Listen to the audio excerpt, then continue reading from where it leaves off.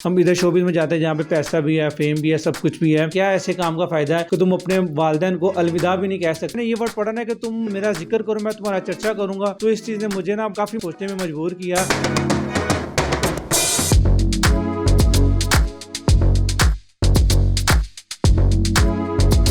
बिस्मिल्लाहिर्रहमानिर्रहीम। अस्सलाम वालेकुम नाज़रीन, आप देख रहे हैं सोशल क्लिक और आपकी मेज़बान साइमा शहजाद फिर से हाजिर है और आज एक बहुत ही खूबसूरत मोटिवेशनल स्टोरी आपके साथ शेयर करेंगे।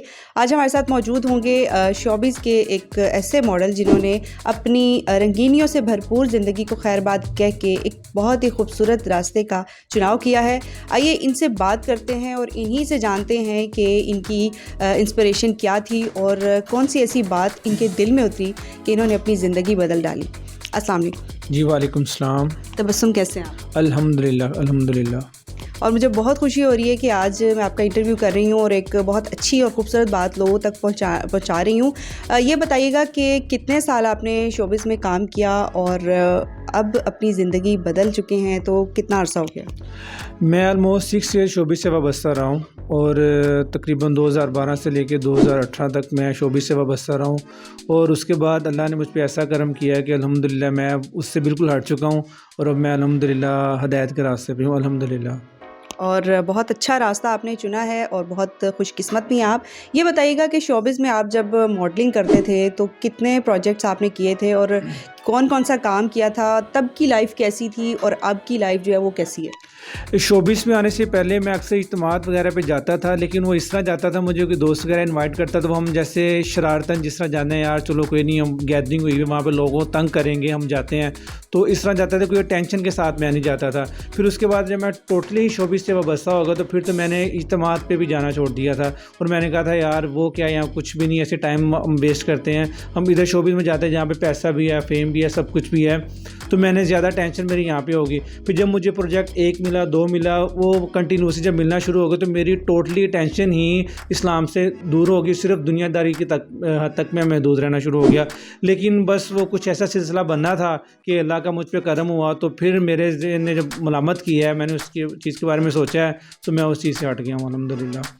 ये बताएं कि कोई ऐसी बात जो आपके दिल में इतनी ज़्यादा उतरी हो कि आपने सोच लिया हो कि बस अब मैंने इस दुनिया में वापस नहीं आना, और कौन सी ऐसी इंस्पिरेशन थी? किसको आप आइडलाइज़ करते थे? यानी कि कैसे फ़ैसला कर लिया?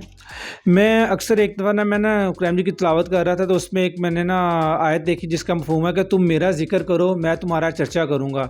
अल्लाह पाक ये फरमाता है। तो फिर मैंने इस चीज़ को जब सोचा ना, मैंने कहा हम लोगों का ज़िक्र करते हैं तो लोग कहते हैं कि हमारा फ़ायदा हो, हमारे फ़ायदे के लिए ज़िक्र करें, या मैं किसी का ज़िक्र करूँगा तो मैं ये होऊँगा कि मुझे रिटर्न में वो क्या देगा, क्या मुझे अच्छे से मतलब कि रिटर्न देगा तो फिर मैं अगले की बात करूँगा, नहीं तो नहीं करूँगा। लेकिन अल्लाह पाक की ज़ात वो ऐसी वाहद हस्ती है जो जिसको किसी से कुछ नहीं चाहिए, बल्कि वो तो कहता है कि मेरे पास आओ, जो चाहिए तुम ले जाओ। तो जब मैंने ये वर्ड पढ़ा ना कि तुम मतलब कि मेरा जिक्र करो, मैं तुम्हारा चर्चा करूँगा, तो इस चीज़ ने मुझे ना काफ़ी मतलब कि ना सोचने में मजबूर किया कि अब अल्लाह का शुक्र है, जब से मैंने अल्लाह का जिक्र स्टार्ट किया है। पहले भी करते थे लेकिन अटेंशन नहीं होती थी, अटेंशन भी बहुत ज़रूरी है। तो जब ये इस बात जो है ना कि तुम मेरा जिक्र करो, मैं तुम्हारा चर्चा करूँगा, तो इस बात ने मुझे बहुत झंझोड़ा और अल्हम्दुलिल्लाह जब से मैंने दोबारा से अटेंशन के साथ शुरू करना किया, अल्हम्दुलिल्लाह अब आपके सामने ही है अल्हम्दुलिल्लाह। माशाल्लाह जी। एक वो लाइफ थी जिसमें ये बिल्कुल खोए हुए थे और इनकी प्रॉपर एक अटेंशन नहीं थी, और बहुत सारे लोग जो उस शोबे से मुंसलिक हैं उनकी लाइफ भी बहुत ज़्यादा बिजी होती है और ये उस चीज़ से गुज़र के आए हैं। आपके बहुत ज़्यादा फैंस भी थे, मतलब अभी भी होंगे, उनको भी पता है कि आपने ये गेटअप कर लिया, मतलब आप अपनी लाइफ चेंज कर ली है, तो अभी भी आपको फॉलो करते हैं, पसंद करते हैं?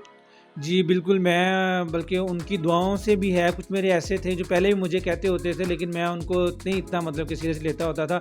जब मेरे दाढ़ी वगैरह मेरी बढ़ती तो मुझे अक्सर यही कहते थे, यार ये शूट के लिए है, ये आप पे सूट करती है।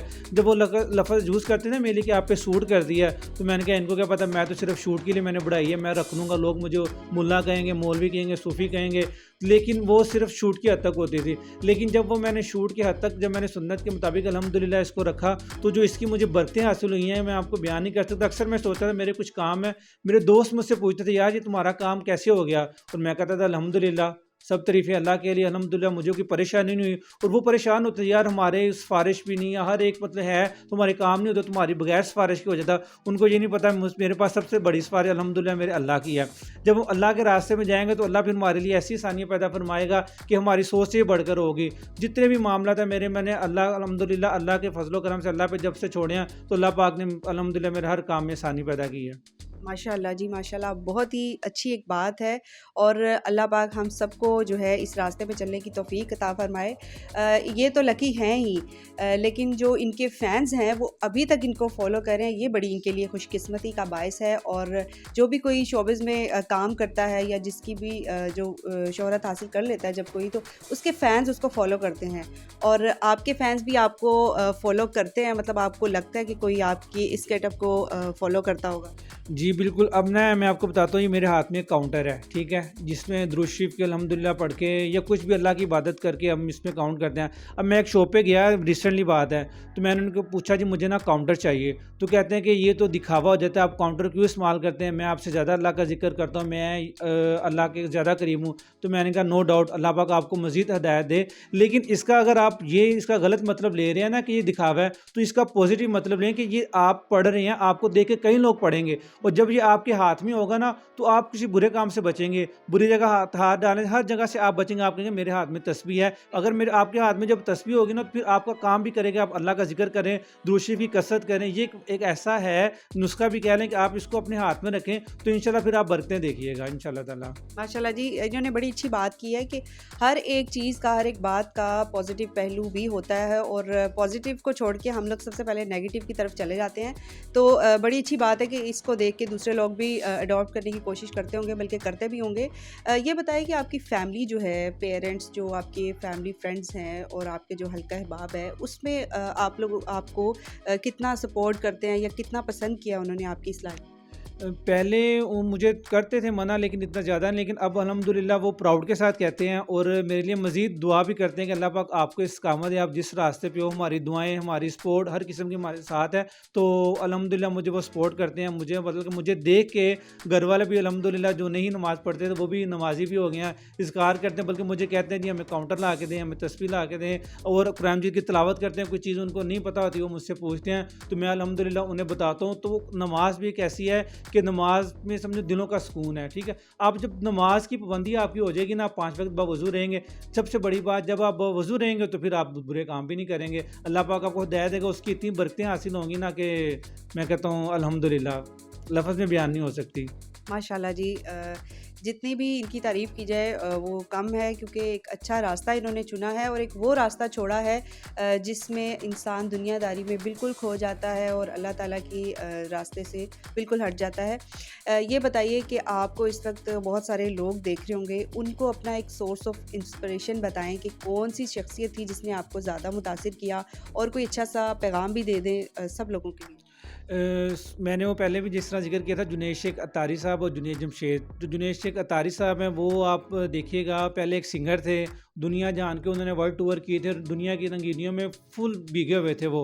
लेकिन जब वो एकदम मंजर आम से गायब हुए तो मैंने उनको एक उनका नया रूप देखा, तो मैं एकदम शॉक्ड हो गया कि अल्लाह पाक ने इतना ख़ास करम कर दिया, तो हम पे भी अल्लाह पाक इंशाल्लाह करम कर सकता है। तो जब उनकी मैंने स्टोरी पढ़ी, उनके बारे में जब मैंने पढ़ा तो मैं बड़ा सरप्राइज़ हुआ और मुझे बड़ी खुशी हुई। तो अल्हम्दुलिल्लाह उनको भी जब मैंने पढ़ा, फिर जुनैद जमशेद साहब है, जब उनकी मैंने स्टोरी पढ़ी, तो हर एक के पीछे कोई ना कोई ऐसी बात होती है, जब बंदा उस बात को पिक कर लेगा ना तो फिर बंदा दुनिया की रंगीनियाँ छोड़ के इंशाल्लाह अल्लाह की तरफ आ जाएगा। अच्छा तबस्सुम, ये बताइए कि कोई ऐसी बात या कोई ऐसा वाक़या जिसको आप याद करते हो तो आपके दिल में अभी भी गिल्ट फ़ील होता हो कि मैंने उस वक्त ये क्यों किया और काश कि मैं ऐसा ना करता, तो वो आपको याद आता हो बार बार?